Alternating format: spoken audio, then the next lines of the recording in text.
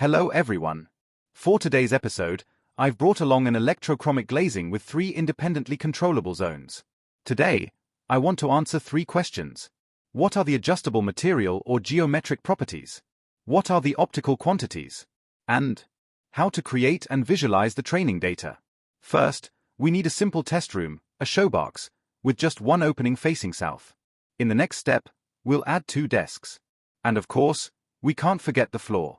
I'll just show it briefly and then remove it again.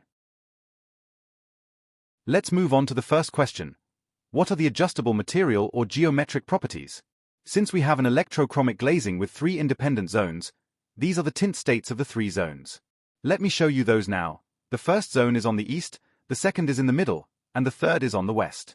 The tint states can be controlled using these 3 parameters. A value of 0% means the zone is fully transparent, while 100% means it's at its least transparent. Next comes the material mapping.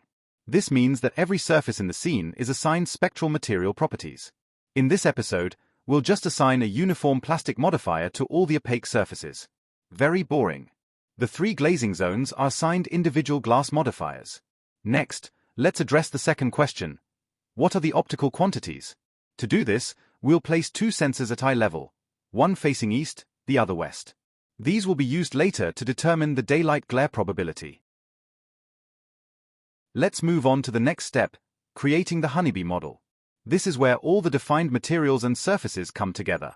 Then, the sensors are added and a project folder is created, which we'll do right now. With this information, you could already perform classic ladybug and honeybee calculations, for example, using the annual daylight recipe. Then the new incidence operator method begins with the sampling step. First, we define all the incidence directions we want to analyze. Today, we're using 5,000 Fibonacci distributed directions. However, you can also choose a random or a custom distribution. Now for the most important part, the run component. It generates the training data by calling the Radiance program recontrib.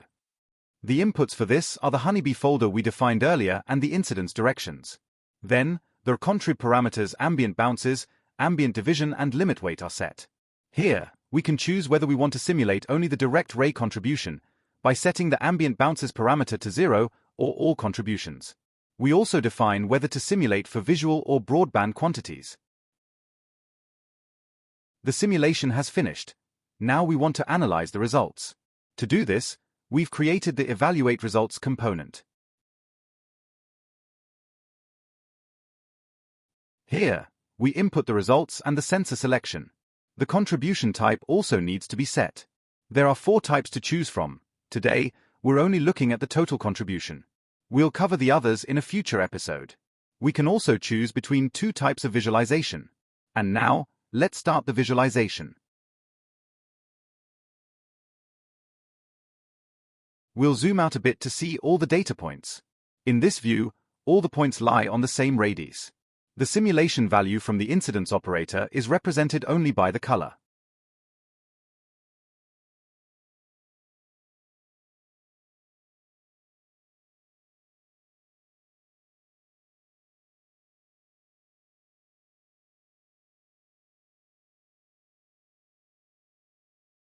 Now I'll switch to my favorite view.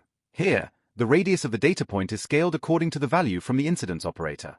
You can see that the influence from northern directions is almost 0. You can also see clear spatial discontinuities appearing along the window frame.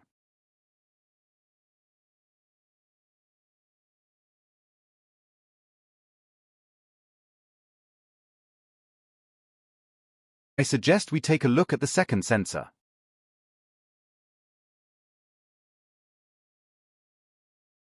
The second sensor shows exactly mirrored behavior.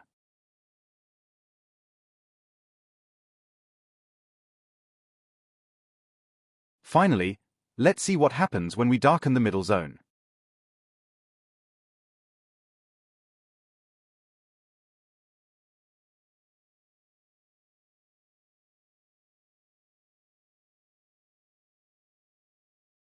Comparing the result with the previous one, you can see a significant change.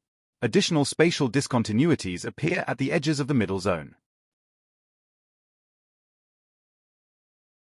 And that's all for today. I hope you enjoyed it. If so, I'd appreciate a thumbs up, And please feel free to share this post on LinkedIn. Would you like me to analyze your geometry? If so, just get in touch using the email address shown on screen. Until then, all the best. Your serious and sweet Simon from Stuttgart in South Germany.